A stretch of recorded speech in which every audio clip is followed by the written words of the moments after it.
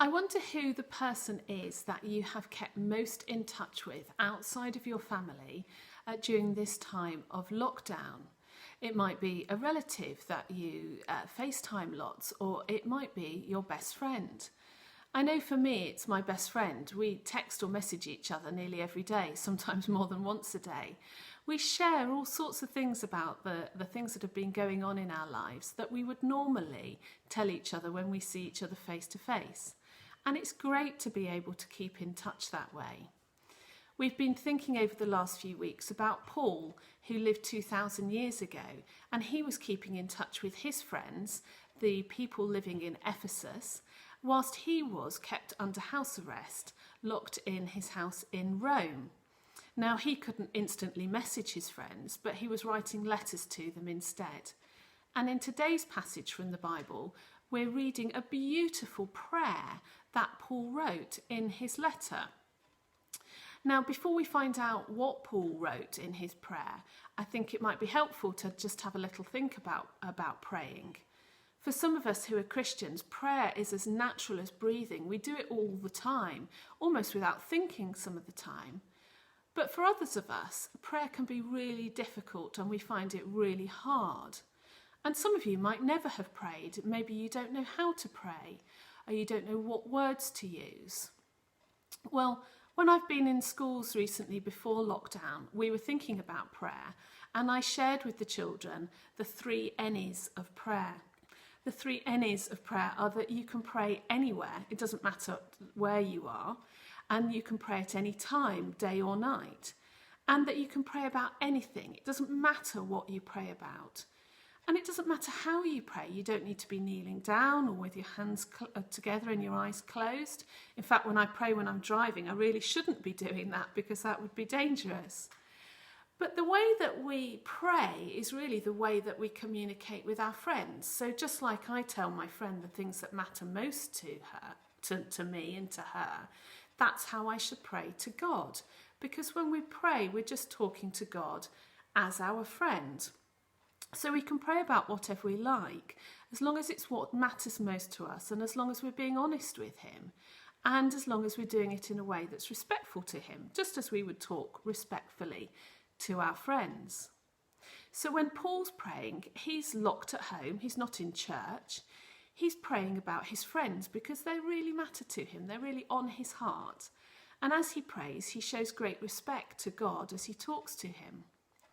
So what actually is Paul praying? Well, he's praying for his friends who are new Christians. So he starts by praising God, thanking God for rescuing them, thanking God for helping them to become Christians. And then he goes on to ask God to help these new Christians to get to know God better. He asks God to help them to really know deep in their hearts the truth and the hope of the promise that they have of eternal blessings through Christ. It's a beautiful prayer. But basically what he's doing is asking God to help them to grow in their faith. It's as simple as that. As I read the prayer, I did wonder, why did Paul bother to write it down? You know, he could have just said the prayer, God would have heard it, God would have answered. So was he showing off and saying, look at me, aren't I great? I said this wonderful prayer. I don't think he was. I think he's written it down because he wants to show love and encouragement to his friends. He wants to set them an example of how they should be praying, but he wants them to really feel the love that he has for them and the love that God has for them. And by telling them what he's prayed, they can start to feel that. So just like some of my most treasured messages from my friend over the last few weeks have been the ones where she's told me that she's been praying for me, Paul really wants the Ephesians to know that he's praying for them. But there was another thing that really challenged me as I read this prayer. Paul uses phrases and words like, I always thank God for you, and I always remember you in my prayers. I keep asking God. Well, I have to say, I don't always thank God for my friends who are Christians. I don't keep asking God for things for them. I'm not always remembering to do things that I should do in my prayers. And I suspect I'm probably not the only one. So this is a real encouragement to us as Christians that we should be praying for our friends who are also Christians. But what if we're not a Christian? What if we don't yet know what we believe? Well, maybe you could give praying a go for the first time. Just have a chat with God as if you were chatting to your friend.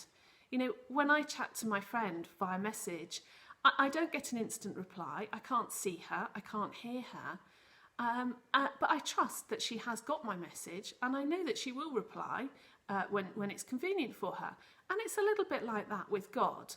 He will reply. He will answer. He does hear, even if we can't see that straight away. So give praying a go for the first time, or maybe ask a friend who is a Christian to pray for you.